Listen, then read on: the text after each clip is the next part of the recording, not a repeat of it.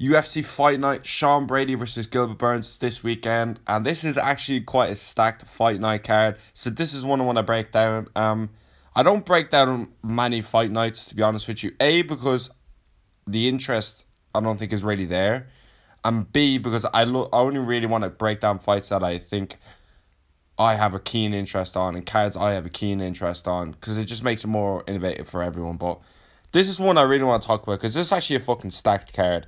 So I'm going to be talking about a good few fights. I'm not going to talk about them all because some of them no one knows, including me.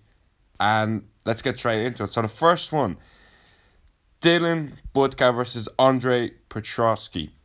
This is a good fight. I think this is the first fight of the whole card. Andre Petrosky on the Ultimate Fighter with Brian Ortega. He kind of made a staple name there, and he's picked up a lot of wins in the UFC. I believe he's got 6 wins. He's got a win against Gerald Mershard, which is a decent win considering that guy's got the most, I think, finishes in middleweight history. But he's fighting Dylan. Dylan's coming off a loss in his UFC debut. He's a Contender Series guy. I think he's going to lose again, and then he'll probably get cut from the UFC. Petrosky's kind of made a staple name. He's been in the UFC for years now, and he kind of is not a jack of all trades, but he's got multiple assets to his. He can take you down, and he can definitely fucking submit you. He's got a few submissions on his record. He's a heavy grappler. Like, he's got wins against like Philip Hawes, Owen St. Peru, and grappling as well. So like he's got some very good jiu-jitsu skills, and I think that's going to be the difference here. I think Petrosky's going to submit him in the first round.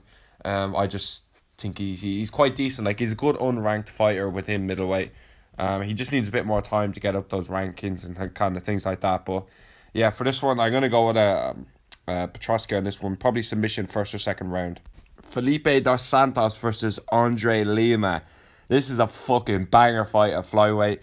Felipe dos Santos kind of made a name for himself when he fought Manuel Cape. He made a good fight out of it, man. He made a good fight out of it. He came short on the night. It was short notice in Australia. But that dude has skills, man. That dude has skills. Like, he looks so fucking quick. And, like, I know flyweights are kind of the quickest of the lot. But this dude had insane speed. That's his only loss in his career as well, taken out on short notice. Andre Lima's coming off a nice win as well. He's undefeated. He fought Mitch Rapos. I think the guy's name was, I actually can't remember. But he's coming off a good win there. I believe it was a split decision. I believe Santos is coming off a split decision as well, if that's memory served. This is kind of like a battle of the speed. Lima's got a lot of knockouts on his record, but none of them are kind of against staple names. He has got a UFC knockout as well, which is going to play into his favour. He's coming off the Contender Series as well, so he has experience in the cage compared to Dos Santos, who I believe he's got 2 fights in the UFC. It's not as if he came through like a Contender Series or anything like that. He was in the LFA for a bit, and then he kind of made his way to the UFC after he took that fight on short notice. But I'm going to go with Felipe dos Santos on this one. He's a nice underdog. I think he'll be able to keep it at range. He's going to be a bit too quick, but I wouldn't be too surprised if Liam was able to catch him coming in and things like that. But yeah, man, for a flyweight fight, this one's a fucking banger. I'm looking forward to it. These guys have hands. I think Santos is going to catch him coming in, maybe start chopping at the leg early. I think he's going to be able to find the chin as well. But don't be surprised if Lima gets this one done either. Next up, Ryan Spann versus Owen St. Peru, OSP. This is kind of like, it's not really that exciting of a fight, but then again, it is kind of a name value fight.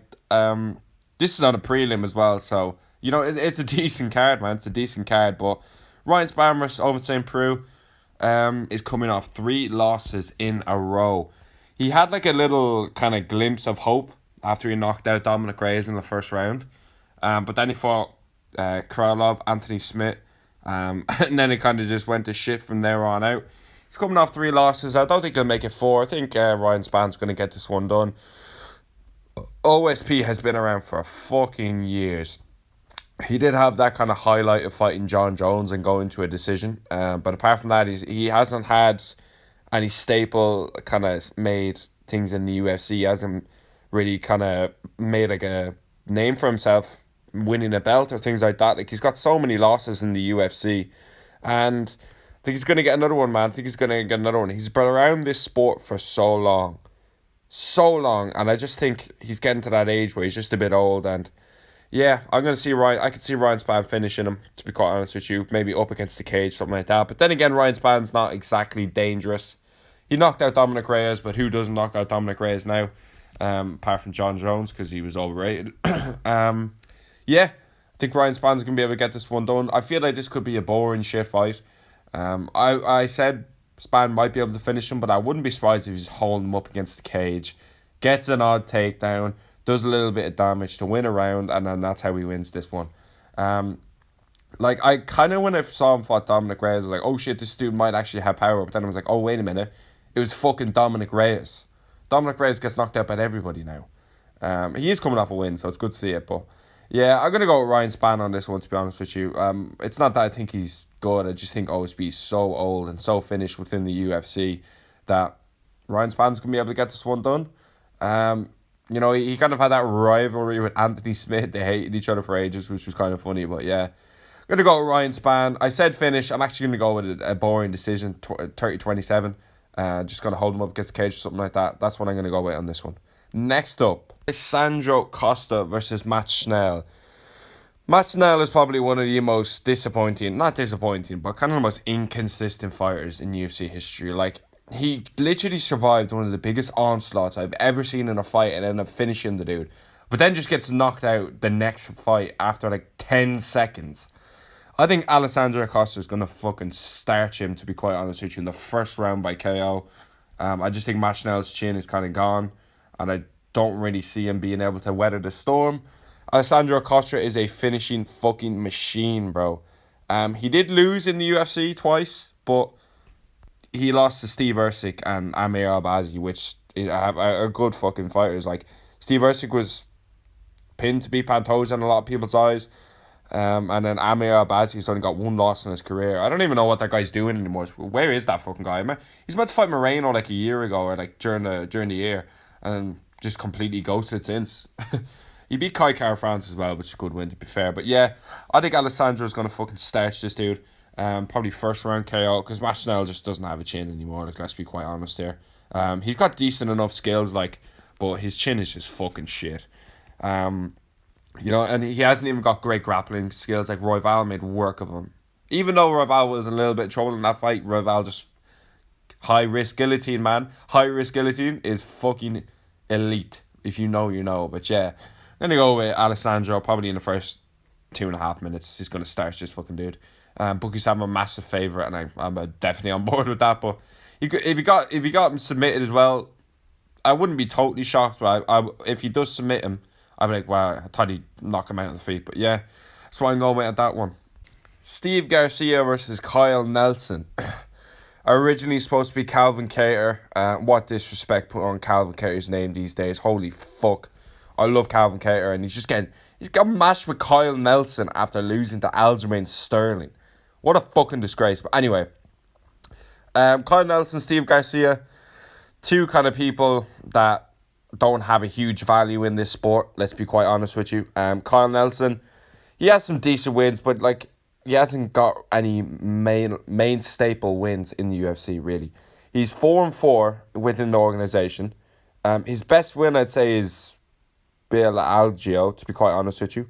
And you know, Steve Garcia, he has like a good win against Chase Hooper. I remember watching that fight live. But apart from that, you know, he's on a good finish streak, to be fair. He's on a 4-fight finish streak. All by KO as well. So I feel like I could see him finishing Kyle Nelson. Kyle Nelson's been finished before. He is coming off a nice win streak as well. He has kind of lost to people like Billy Quarantino and even Jai Herbert, which are decent fighters. But then again, if you're booked against Calvin Kattar, you're going to want to be beating those kind of guys. So I'm going to go with Steve Garcia on this one, even though it is relatively short notice-ish kind of. I just think he'll be able to find that chin of Nelson, and he'll be able to land those proper shots when he needs to. I think Nelson's chin is up in the air, but he's kind of got a grappling weakness. Not weakness, but I think he's able to be taken down as well. But yeah, I'm going to go with Steve Garcia on this one. Both of these guys, I don't really see them making a far in featherweight division, but it's a decent fight to have on this card. You know, I think Steve Garcia is going to find the chin. I'm going to go with a second round KO towards the end, maybe like a left hook. That's what I'm going to go with on this one.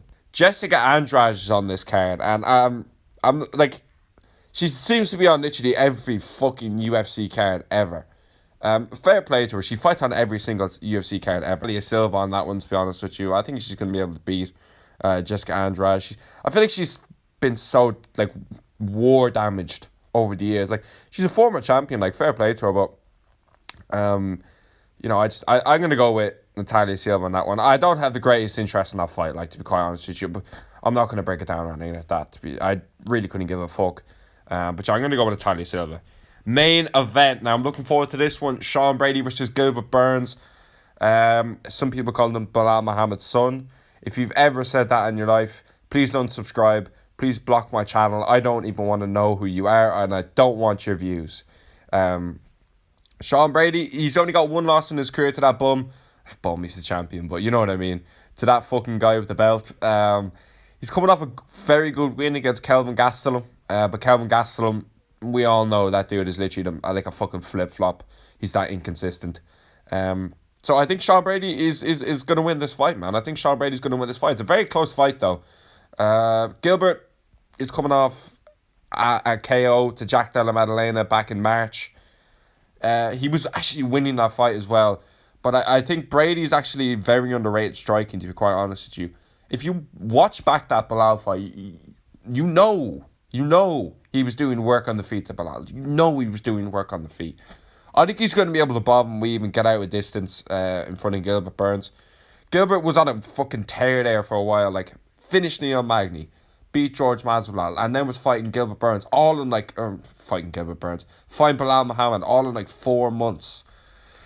And then he took some time off, fought JDM, was doing well, but ended up getting knocked out. And it doesn't matter how well you were doing if you lost and you got knocked out. Gilbert, he kind of got famous for losing to Hamzat, really. That's what I felt. I feel like his best moment in his career is losing to Hamzat because it was such a close fight. Gilbert does definitely have some skills, and I wouldn't be totally shocked if Gilbert gets this one done. He can be able to, if he gets Sean Brady down, which I don't think he'll be able to do. He could have success, but because he is way better as a submission threat in this fight. I don't see Brady as a submission threat to really anyone, especially not Gilbert Burns, who's got very good submissions, and I think he's going to be able to defend any submission attempt Brady has. Brady's going to be playing with fire, though, if he does take this fight down, which I think he will. I think he's going to shoot for takedowns, but I'm confident in his control time to be able to get this one done.